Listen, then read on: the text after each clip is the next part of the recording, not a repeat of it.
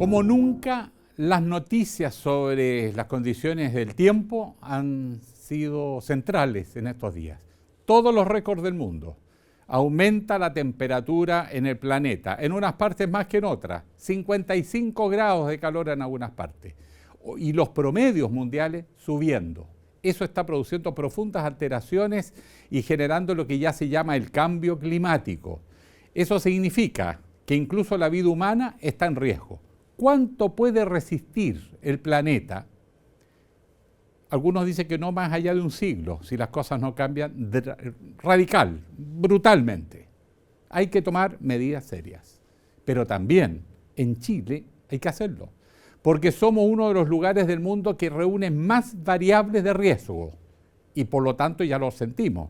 Aumenta el desierto, las lluvias se hacen irregulares, estrés hídrico y bueno, desaparecen especies, también el mar se altera, las temperaturas y surgen otros fenómenos que afectan la vida.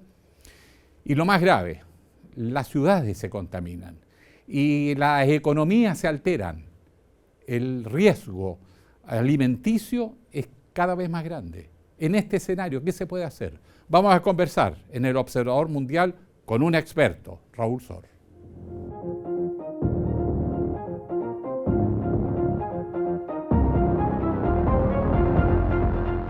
¿Cómo están todas, todos? Muy bienvenidos al Observador Mundial.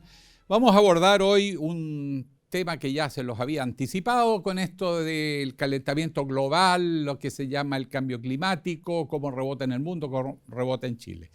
Y ya les había anticipado el invitado de lujo, un gran amigo, Raúl Sor. ¿Cómo estás, Raúl? Hola, Alejandro, un placer estar contigo. Bueno, la verdad que hemos trabajado juntos en muchos medios y Raúl además es un experto en el tema, tiene cantidad de libros publicados. Alguna vez le presenté uno de ellos. Es una persona que ha investigado varios temas, este en particular creo que es su principal interés y obsesión, así que Raúl, queremos escucharte. Yo haré preguntas, pero usted se explaya, está en su casa. Muchas gracias. Bueno, quiero decirles que, Raúl, hay un informe de las Naciones Unidas, está calientito, pues salió hace horas, y que habla de una alerta, calor insoportable para el ser humano. O sea, estamos llegando al punto en que el ser humano empieza a deteriorarse. Agotamiento de las aguas subterráneas, dígamelo acá en Chile, en la zona centro-norte, donde los pozos cada día más profundos. Extinciones aceleradas son algunos de los riesgos para los sistemas socioecológicos, según el informe de las Naciones Unidas, que exactamente se llama el Informe de Riesgo de Desastres Interconectados 2023 de la Universidad de las Naciones Unidas, que tiene sede en Bonn, en Alemania, y advierte de los puntos de ruptura de esos riesgos. Raúl, yo sé que te has dedicado a esto, pero en este tiempo, más allá de los discursos, del Acuerdo de París y todas estas cosas, se nota avance, al menos contención, o la verdad es que esto sigue avanzando. Esto sigue avanzando y justamente este año, en julio, se vivió el mes más caluroso desde que existe cualquier tipo de registro. Ya en varios días se detectó un aumento de la temperatura media de más de 1.5 grados. Y esto se esperaba que no ocurriera hasta el 27, pero ya lo estamos viviendo ahora, no todo el año, pero este quiebre de récords, que todos los años se rompe otro récord de aumentos de temperatura y de consecuencias de estos aumentos, de manera que si hoy día tuviéramos que pensar en una amenaza, la mayor amenaza sobre la humanidad, la mayor amenaza es el calentamiento global. Y te lo digo en un momento en que tenemos dos guerras en curso, la guerra ruso-ucraniana y la situación que se está viviendo en Israel-Palestina, en que son dos conflictos de grandes proporciones. Y que pueden desestabilizar las regiones. Absolutamente, que tienen un tremendo impacto sobre la política internacional, pero son anecdóticas si uno lo ve en la magnitud del daño y las consecuencias que nos provoca el cambio climático.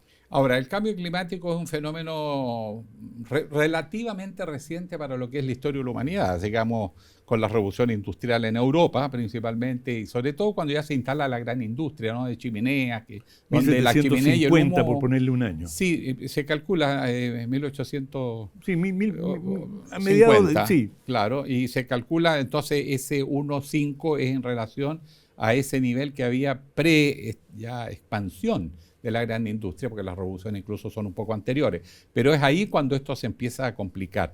Y por lo tanto, la magnitud de esto nos obliga a pensar que el modo de producción, pero también el modo de consumo, son los que están gatillando esta situación. No sacamos nada con medidas de contención. Aquí hay que hacer todo un replanteamiento de cómo nos desarrollamos y ocupamos el planeta. Pero si no logramos ponernos de acuerdo de cómo contener, menos revertir. Claro, el tema comenzó con los motores de combustión interna, especialmente con el carbón, y eso coincide con la revolución industrial, y la locomotora a vapor, y la liberación enorme que significó para el ser humano zafarse de la fuerza muscular y pasar a la fuerza mecánica. Y de allí que la fuerza todavía se seguía midiendo en caballos de fuerza. Sí. Pero claro, los caballos desaparecieron rápidamente y digamos, la liberación que significó buque a vapor y liberarse de los vientos. Si uno ve las películas antiguas cuando quedaban estos veleros varados en el medio del océano. Porque no había ni una brisa de viento. Exacto, y con las tripulaciones desesperadas. Bueno, esto cambió radicalmente y la posibilidad, la velocidad de transformación de las materias primas que se podían sacar a los puertos a través de ferrocarriles, y los primeros ferrocarriles también en Chile fueron precisamente a puertos para sacar minerales y otras materias primas. Sí. Bueno, eso cambió completamente la faz de la Tierra y se generó un proceso de un dinamismo enorme que inicialmente no se percibió el impacto que estaba teniendo. Bueno, de hecho, la locomotora tirando humo, la industria, las chimeneas tirando humo, era sinónimo o símbolo del progreso. Absolutamente, claro. Absolutamente, y una fuente de orgullo casi. Claro. Pero se comenzó a detectar esto que se denominan los gases de efecto invernadero. ¿Cuándo empieza a detectarse que esta gran industria emanaba gases, que esos gases quedan atrapados en el fondo en la atmósfera y que eso estaba produciendo un aumento de la temperatura? ¿Cuándo ya hay evidencia científica? A comienzos del siglo XX ya un científico sueco fue el primero que advirtió que esto estaba teniendo un impacto permanente sobre el planeta, y ya, digamos, especialmente con la aparición del petróleo en los 1910, 1915, y el inicio de la masificación de los automóviles y todos los cambios sociales que eso representa, digamos, cambia nuestra forma de vivir, especialmente en Estados Unidos, se dice que el siglo XX fue el siglo de Estados Unidos y el siglo del petróleo. Además. Y las dos cosas van de la mano. Y por eso se siguen matando en el Medio Oriente, más allá de las labores humanitarias y todo, el petróleo.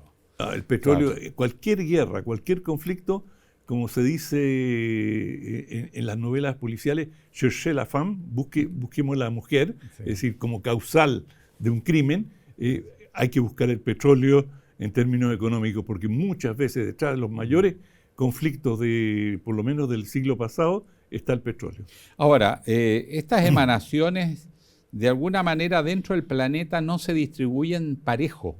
Por ejemplo, es evidente que el aumento de la temperatura que se genera al producirse esta especie de colchón de contaminación que impide que el calor salga, hace que ciertas partes, como el Ártico, va, digamos, calentándose el doble de la Antártica, para la suerte nuestra en este caso.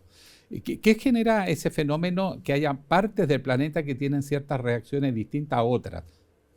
Bueno, digamos, los gases se tienden a acumular en hemisferios. Entonces el hemisferio norte tiene mucho mayores emanaciones y hay mucho más población en el hemisferio norte que en el sur. Es Es decir, las grandes poblaciones están en el hemisferio norte. El sur, en términos relativos, está más despoblado. Además, el Ártico es hielo flotante y por lo tanto el calentamiento del océano impacta mucho más sobre el Ártico que sobre la Antártica, que en la mayor parte está sobre tierra. Es decir, es un continente Antártico. Material, digamos. En cambio, el Ártico es una capa de hielo. De hecho, hay varias veces submarinos han navegado bajo el Ártico.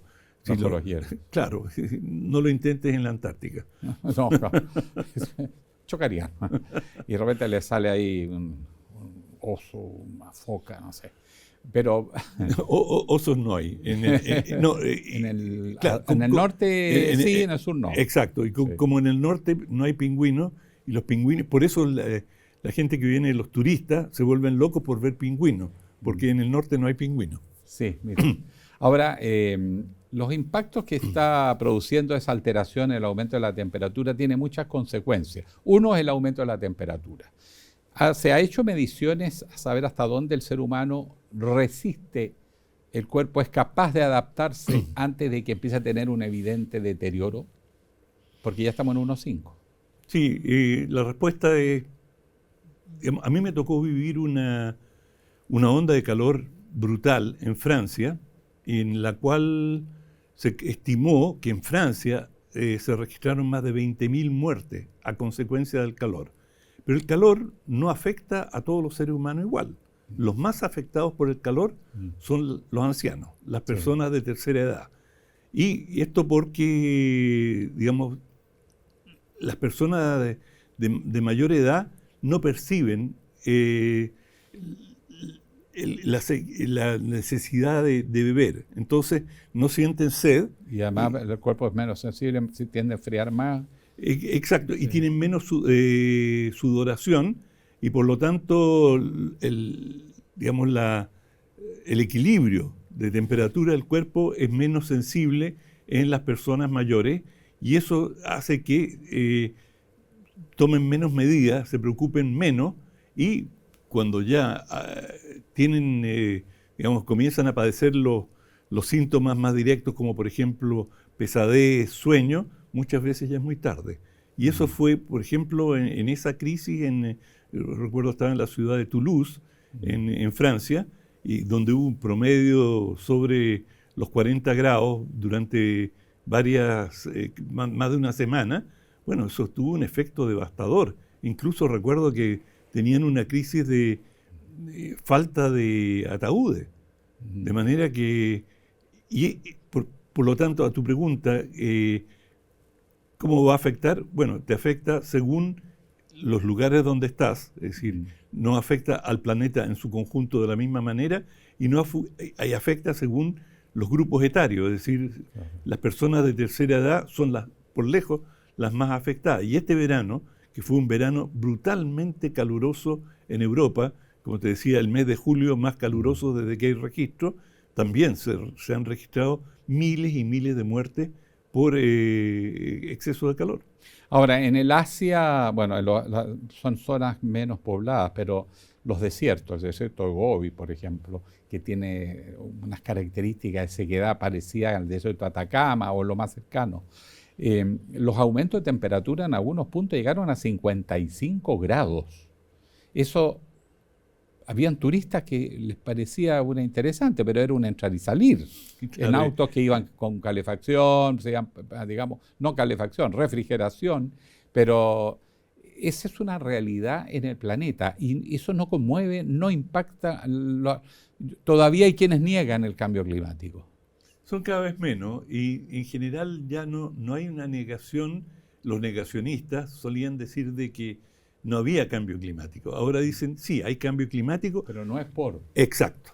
Y ese es el punto. O sea, no podemos estar seguros qué es lo que lo causa. Pueden haber una serie de fenómenos, por ejemplo, radiaciones solares. El fenómeno del Niño, le están echando la culpa ahora. Que sin duda tiene, el caso del Niño tiene algún impacto, pero es un impacto multiplicador dentro de algo que está creciendo de todas maneras. Por lo tanto, los negacionistas y no es tan sorprendente quienes lo niegan. Detrás de esto hay lo que se La llama... gran industria. Y especialmente la petrolera. Claro, mira qué casualidad. Petróleo, hasta cierto punto la industria del cemento y la automotriz. O sea, la industria automotriz está básicamente en contra de los autos eléctricos que tienen un valor agregado mucho menor que los autos petroleros y son corporaciones enormes que, y está ultra demostrado esto que se denomina el maquillaje verde, es decir, hoy incluso empresas petroleras presentan, hay una en Chile, ¿no? Sí. Que en sus estaciones de servicio tiene unos paneles con un cielo azul y unas nubes blancas impecables. No voy a decir el nombre de la empresa, pero es decir, más maquillaje verde. Descúbranlo. ¿Ah? El aliciente, descúbranlo. ¿Cuál es? Exacto. Pero una de las más importantes en Chile. Oye, este cambio climático tiene tantas dimensiones, porque no solo aumenta la temperatura, altera la naturaleza, la flora, la fauna terrestre. Los mares, los océanos también están sufriendo fuertemente, y eso sí es serio porque ahí el origen de la vida, ahí está la reserva alimenticia, ahí está el agua dulce, por los fenómenos naturales de evaporación, lluvia, en fin. Se produce una acidificación, se habla. ¿Qué significa exactamente? Bueno, hay algo que se llama el efecto termohalino. Y este efecto termohalino es algo que se está dando y que afecta especialmente al Ártico. Y hay una renovación en los océanos de agua, porque las aguas más saladas tienden a ir a la profundidad. Entonces eso genera una renovación de las aguas. Pero con el derretimiento del Ártico se está... esta agua que ingresa a los océanos en el hemisferio norte es agua dulce, porque derretimiento de hielo. Y eso está cambiando la composición de los mares y las aguas se tornan más livianas y por lo tanto no se generan estas corrientes de renovación. Y junto con esto hay un fenómeno muy importante de refracción. El hielo, por ejemplo, refracta aproximadamente el 40% de la luz solar, versus la Tierra, que refracta el 20%. Es decir, por lo tanto, cuando desaparecen grandes superficies de hielo, hay menos refracción y... Más calor que exacto, llega. Y los rayos solares penetran más profundo en el agua. Entonces, es una combinación enorme de distintos factores concatenados que llevan a un punto de inflexión, y de esto es lo que se está hablando ahora, este punto de inflexión con el Ártico. De hecho, antes la idea de poder cruzar por el hemisferio norte en barco era impensable. Y durante siglos hubo exploraciones, los países europeos buscaban el paso por el hemisferio norte, poder navegar y no tener que dar la vuelta por el hemisferio sur, que ya sabemos lo complicado que es.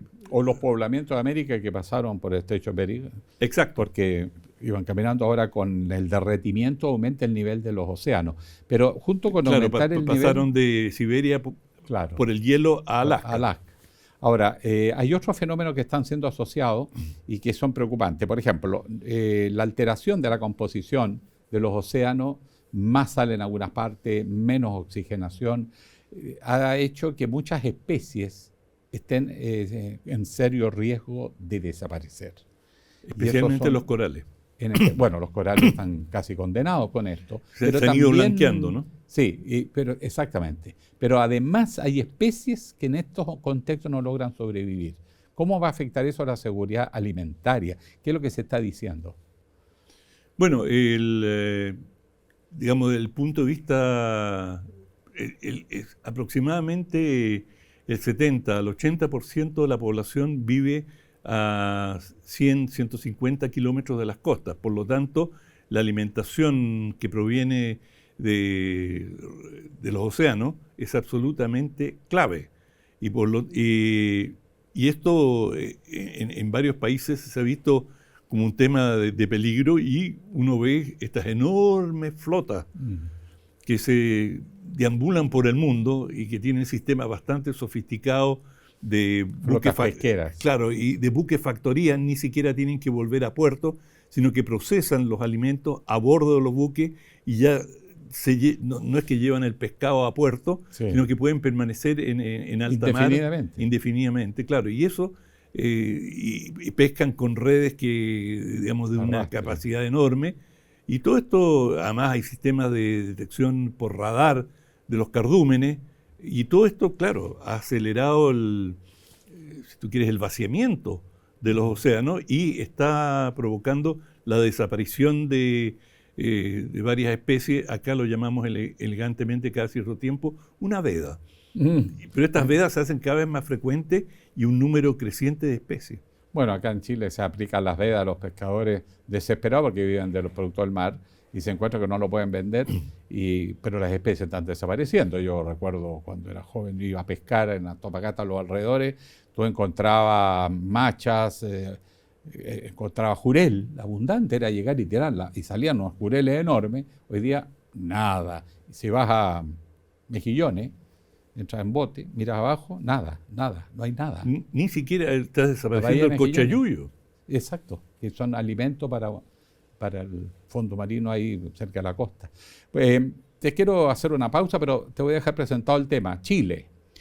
De las 9 variables internacionales que se han podido identificar como más relevantes para medir el grado de impacto, peligrosidad o riesgo que tiene un país, Chile tiene 7, para que nos hagamos una idea. De eso vamos a conversar después de la pausa.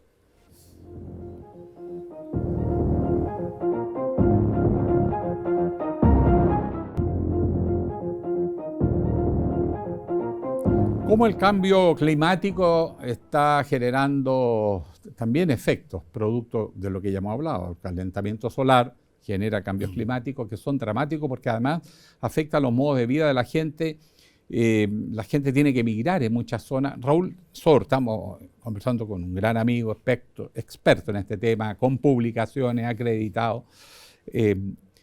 Uno de los problemas que está generando este cambio climático tiene que ver con, bueno, está en la historia, pero las migraciones. Aquí se quejan que los migrantes que vienen por mejores condiciones.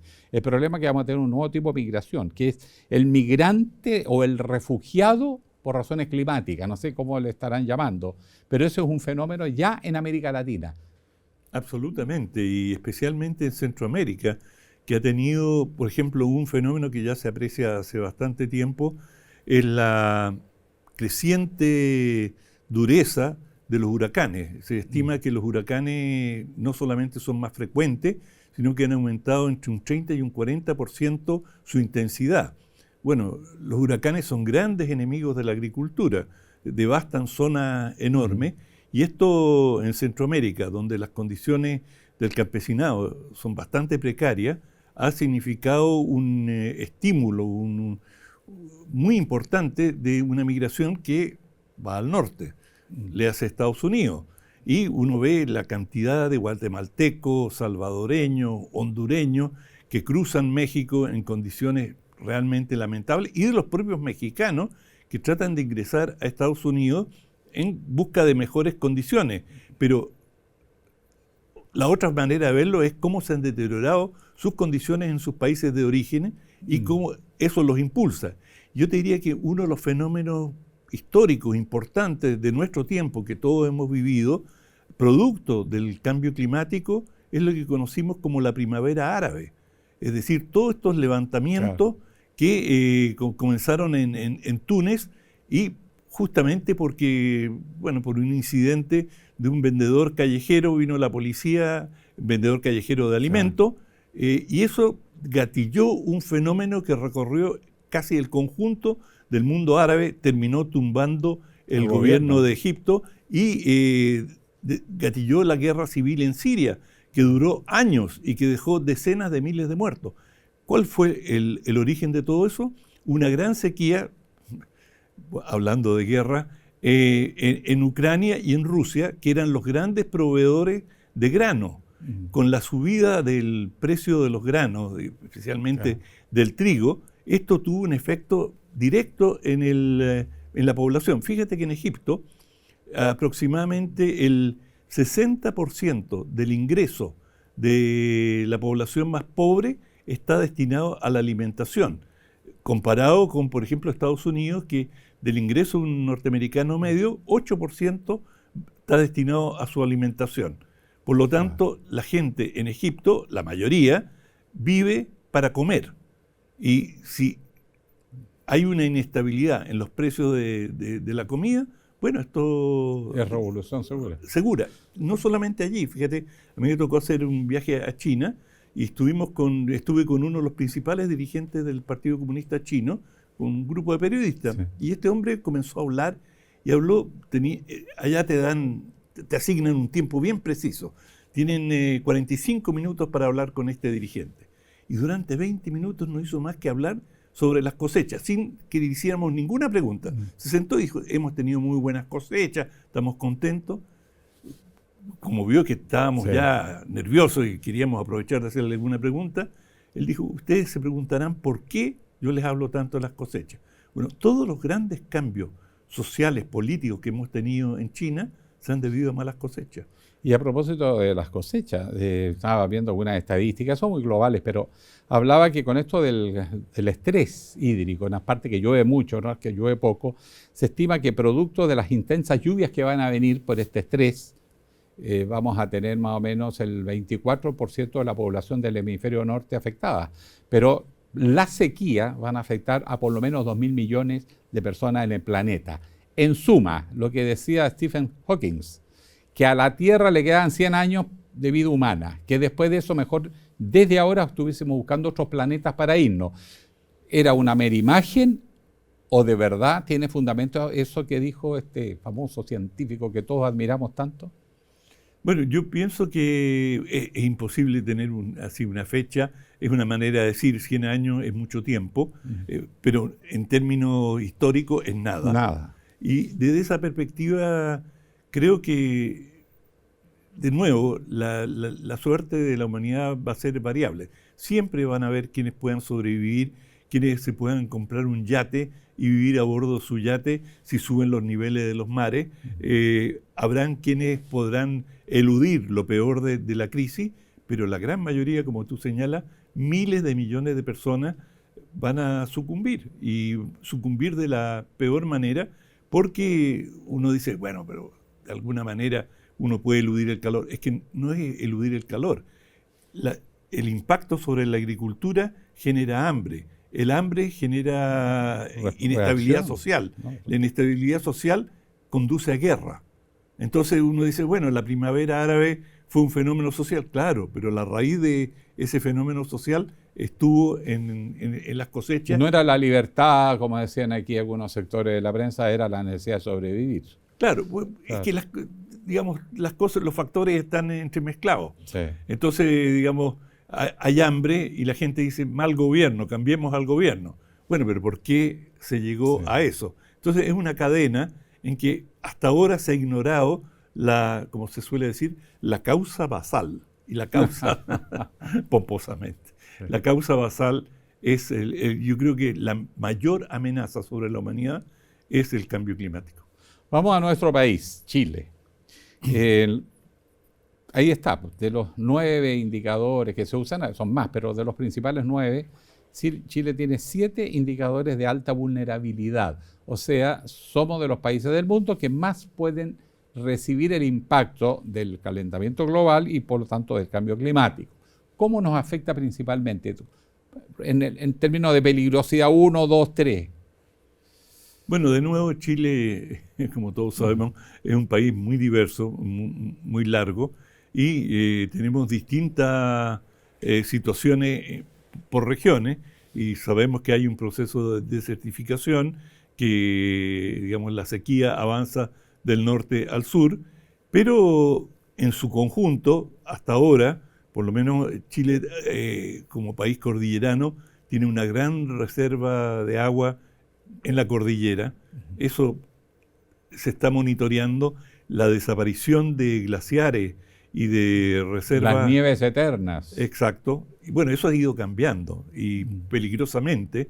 especialmente en la zona central, donde una serie de glaciares que nutrían a Santiago y la zona en general han ido disminuyendo en forma significativa su superficie, y eso es algo que la Dirección de Agua está monitoreando en forma permanente y es bastante alarmante. A mí me llama la atención, Raúl, acá en Santiago, yo hace 7 años atrás, más o menos, 6 años atrás, tuve una conversación con un alto ejecutivo de estas empresas de agua potable. Ujú. Y me dijo, Alejandro, en 20 años más, y eso me lo dijo hace 6 o 7 años atrás, Santiago se queda sin agua para la población. No hay agua acá que distribuir. ¿Eso también es tipo Hawkins, una imagen, o es verdad, como dijo este científico? Bueno, hacia allá vamos. Es difícil precisar años y, digamos, no es mi especialidad. Yo no he hecho estudios específicos sobre cuánto tiempo aguantan nuestras reservas de agua, pero que vamos hacia allá y lo sabe todo el mundo. Todos los que tienen una parcela en los alrededores de Santiago saben cuánto más profundo tienen que cavar para poder el pozo exacto. De manera que está claro que este fenómeno está caminando. ¿Cuánto tardará? ¿Qué medidas? ¿Qué paliativos existen? Está por verse. Pero en términos relativos, Chile tiene algunas ventajas, que, por ejemplo, tiene una baja densidad poblacional en relación a su territorio. Es decir, hay países con una densidad mucho mayor. Chile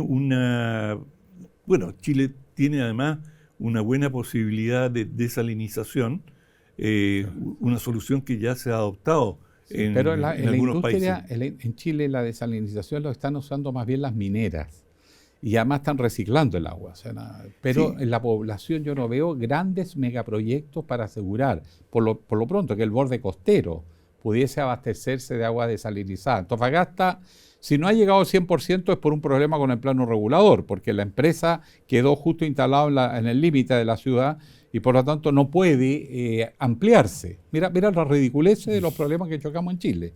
Y por lo tanto podríamos estar en el 100%, pero estamos en el 80% de consumo de agua desalinizada. No sé si tiene algún saborcillo medio salobre, pero me da la impresión que no mayormente.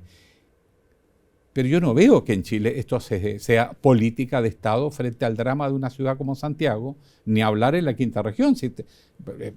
Cabildo, uno va, solo es llanto de la gente. Lo mismo con las napas, pero no hay una respuesta. Bueno, digamos, la solución paliativa han sido los camiones aljibe. Sí, y distribuyen el agua, es caro, pero, digamos, no se ha hecho porque no se siente la urgencia. Es caro desalinizar, claro. Por lo tanto... Y hay que bombear el agua hacia el interior, entonces energía. Y ese es el problema especialmente con la minería, porque la minería, el grueso de la minería está en altura, entonces se necesita mucha energía además para subir el agua, claro, para llegar a las obras. Pero, y la desalinización que se hace para la minería no es del mismo grado, de la misma pureza de la ciudad humana, del consumo humano. Pero, digamos, Chile debería tener, si las cosas llegaran a una situación crítica, Chile podría pasar a una desalinización masiva y eso resolvería buena parte del problema. Es decir, en el horizonte no está que nos vamos a morir de sed. Ya, te agradezco. Ahora, en todo caso, la disminución de las lluvias se dice que va de Norte Chico o Norte Verde a Aysén. O sea, casi todo el territorio, pero el mayor drama es la zona centro-sur, donde parece ser que esto va a tener más impacto. Pero, y lo otro que también... De hecho, ya, digamos, ha cambiado la agricultura en Chile. Se está desplazando hacia el sur. Pero por supuesto, y hay muchas viñas que se han desplazado hacia el sur. Viñas que antes estaban asentadas en la zona central, se han ido desplazando. Concagua, Colchagua. Frutales, en fin, no, esto está teniendo un cambio ya directo en la agricultura nacional. Bueno, se jactan ahí en Valdivia que dicen que hasta los valdivianos están generando vino. Pero eso es cierto, se desplazan los cultivos. Pero ¿qué está pasando en las costas chilenas? Los pescadores se pueden desplazar.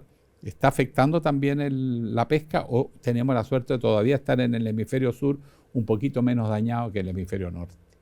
Bueno, digamos, los ríos chilenos son aluvionales y por lo tanto son bastante ricos y todavía tenemos un flujo importante y eso es sinónimo de pesca. Es decir, la pesca y los grandes cardúmenes se aproximan al continente porque ahí encuentran mayores elementos nutritivos. Sí. De manera que se están haciendo muchos estudios permanentemente, las universidades están explorando ese tema, pero claro, es una fuente de inquietud. Ahora, en este escenario que estamos analizando, volvamos un poco al mundo, el agua se transforma en un bien escaso. Tú mismo escribiste un libro, Las guerras del futuro. Uh-huh. Las guerras del futuro van a ser distintas a las guerras quizás desde la constitución de los estados nacionales, para poner un cierto límite en el tiempo hacia atrás. Estas son guerras por recursos naturales y están principalmente el agua dulce. ¿Cómo se ve el escenario entre los países, las grandes potencias y los países pequeños que tienen a veces reservas de agua y que a lo mejor van a ser apetecidas y pueden irrumpir con la urgencia del agua dulce en sus países? Bueno, de hecho, hay ya una serie de conflictos por acceso al agua. Uno de los más, digamos, actuales y que podría desembocar en una guerra prácticamente en cualquier momento es que Etiopía acaba de construir una represa sobre un brazo del Nilo. Y Egipto es un país que vive del Nilo. O sea, yo he volado sobre el Nilo y fuera del Nilo prácticamente no hay nada. Es un desierto, todo, pero el Nilo, que es el río más largo, uno de los ríos más largos del mundo, digamos, alrededor del Nilo está toda la vida de Egipto. Y Egipto teme que esta represa le va a restar agua al Nilo, y la represa, los etíopes la quieren para producir electricidad y es sinónimo de una posibilidad de industrialización. Y bueno, y Egipto ha amenazado directamente a Etiopía de un conflicto si siguen adelante con esta, porque en este momento están en el llenado de la represa, que esto podría derivar en un conflicto. Pongo esto como un ejemplo, pero hay una serie de situaciones en las cuales, en el Medio Oriente, muchas de las disputas que tiene Israel con sus vecinos también son por agua, y la escasez de agua en el Medio Oriente es un tema álgido. De hecho, Israel obtiene un porcentaje significativo de su agua desalinizada. Uh-huh. Y eso tiene costo. De manera que en la zona en que hay más escasez hídrica, el tema del agua, tú como bien lo señalas, es una causa potencial de conflictos enormes. También lo hemos vivido en el norte de Chile, ¿no? En efecto, ustedes recordarán el río Silala y Siloli. Se hablaba de cómo se denomina el río según el país en que está. Pero efectivamente es una suerte manantial que corre la cordillera abajo, a pesar que Bolivia insistía que corría al revés, pero eso es un mensaje subliminal. Y por lo tanto la necesidad de distribuir las aguas, ¿no? Si se origina en un país, obviamente ese país tiene ciertos derechos, pero si naturalmente corre por otro no lo puedes cortar porque afecta toda la actividad. El agua, entre paréntesis, de Siloli o Silala, el mejor agua que hay en el norte, porque el agua de Tocón se trae mucha impureza, arsénico, entre otras. En cambio, esta agua es fantástica y los volúmenes no son tan espectaculares como creen, pero de eso vive gran parte de las ciudades del norte de Chile. Antofagasta, el barrio sur. Te salió tu vena nortina. Pero es que estos son los temas que uno le tocaba cuando me dedicaba a otras cosas, cuando estaba en el lado oscuro de la fuerza. Pero he vuelto al lado positivo, transparente de la fuerza, Raúl. Para ir cerrando, ¿qué se puede hacer frente a un drama como este? Porque todo el mundo dice que los países se pongan de acuerdo, pero el hombre común, démosle una tarea aquí, porque puede hacer más de lo que cree. Bueno, proteger el medio ambiente es una tarea de todos. Y, por ejemplo, la utilización del agua. Yo he visto que en Santiago, muchos jardines ahora están... aguas grises. Se están asilvestrando, por así decirlo, para utilizar menos agua y que la gente lo está pensando. Y hay una conciencia creciente. Claro. Y también, digamos, calentadores solares. todo esto contribuye a un uso más racional de la energía.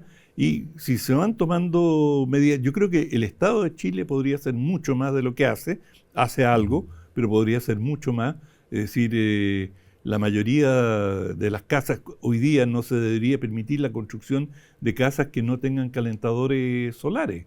Es decir, eso y además el tema de la eficiencia energética, porque si la casa retiene por su naturaleza de construcción la temperatura fresca o calurosa según la estación del año, necesitas mucho menos energía que como ocurre hoy, que se te escapa la energía por todos lados. Absolutamente. En Europa hay una legislación, pero estrictísima, sobre la envolvente de las casas, es decir, el aislamiento. Y son las penas del infierno las casas que se les detecta fuga de temperatura. Es decir, el Estado y los municipios tienen una postura muy proactiva. Y esto en Europa y también en Estados Unidos. Y yo creo que en Chile en eso hemos sido bastante laxos y podríamos hacer mucho más. Esto no exime a cada persona, a cada uno de nosotros, de hacer al máximo posible por ahorrar energía, por consumir menos agua, tratar de tener jardines menos dispendiosos, aquellos que los tienen, y así sucesivamente. Es decir, esto es una tarea de Estado, es una tarea de cada uno de nosotros. Bueno, entre paréntesis, es impresionante la cantidad de aguas grises que se pueden rescatar en el consumo de una casa, de las duchas, los lavaplatos, en fin, se gasta mucha agua en Chile. Tenemos la cultura de hacer el aseo con la llave encendida. Bueno, yo sé que tú no lo haces porque estás en tu casa y Raúl además que ayuda a Imogen y lava los platitos, lo llava de manera. Ahora vamos a una por si acaso, desafío. Imogen es mi señora. Legítima, legal y todo. Oye, y para ir cerrando, desgraciadamente estaba re buena la conversa. Los modelos de desarrollo, digamos una frase sobre eso. La sociedad de alto consumo, la sociedad de grandes industrias y chimeneas, ya lo dijo Hawkins, esto no aguanta más de un siglo. Pero se puede avanzar hacia modelos más concentrados en entornos ecológicos y tener respuesta a función de las características de los contextos ecológicos, ¿no? ¿Cómo se podrían avanzar hacia economías de sustentabilidad, pero mirados no como el gran modelo que no existe, sino respuestas a contextos concretos? Sí, bueno, se habla mucho de un nuevo paradigma. Vivimos en una sociedad de consumo en la cual tenemos moda de verano, moda de otoño, moda de primavera. Es decir, si uno ve la ropa de nuestra vestimenta, ahí hay un consumo energético, incluso de agua, porque para producir la ropa son insumos enormes. Podríamos vivir con un porcentaje bastante menor de un consumo que es generado, digamos, a través de incentivos artificiales, alienantes, de estar a la moda, de vestir, ahora las corbatas son así, ahora los cuellos son así. Esta la compré en la calle por si acaso. Estás a salvo, no era una crítica velada. No, pero igual hubo que producirle y gastó. No, claro. No, pero y digamos, hay en Estados Unidos también ahora una moda o una corriente que habla de consumir productos que provengan, que sean locales. Por ejemplo, que el mercado determine por el precio, que el ajo, la mayor parte del ajo que se consume en Chile es chino. O sea, el costo que tiene, el costo de transportarlo, y me refiero al costo aquí se ambiental. Podían producir. Se producen. Y digamos, simplemente, si todo lo dejamos al mercado, y esa es la única variable que nos interesa, y no consideramos las externalidades, es decir, el impacto que tiene trasladar esos productos de un continente a otro, bueno, podemos repensar nuestra sociedad en función de un planeta que no es infinito, un planeta que tiene limitaciones y que lo estamos estrujando más allá de las posibilidades de renovación. Y eso, al final, conduce al exterminio. Y sobre eso te quiero hacer un obsequio, que es exactamente sobre ese tema. No sé si lo puedes mostrar. Sí. ¿El mundo será verde o no será? Y este libro trata exactamente de muchos de los temas que hemos tomado, Alejandro. Bueno, le agradezco, Raúl, como nada más grato que entrevistar a un amigo inteligente, culto, que enseña. Me ha ayudado en muchas épocas de mi vida y hemos trabajado juntos más de alguna vez. Digamos y además que hicimos un libro, ¿te acuerdas cuando...? Exacto, exacto. Eran unas épocas que yo andaba confundido. No, en absoluto estaba confundido. Más bien la sociedad estaba confundida. Eso. Me salvó. Bueno, Raúl, un abrazo, cariño Igual, viejo. a Imogen, a tus hijos. Uno anda en el Asia, otra en Argentina. Es una familia cosmopolita. Bueno, un abrazo a todos. Gracias, chao. Bueno, y por supuesto queremos agradecerle a ustedes también por la sintonía a este observador mundial. Vamos a estarles trayendo temas de actualidad, pero que nos afectan a todas y a todos, y donde podemos hacer cosas. Hay que mirar el mundo también con optimismo. Muy buenas noches.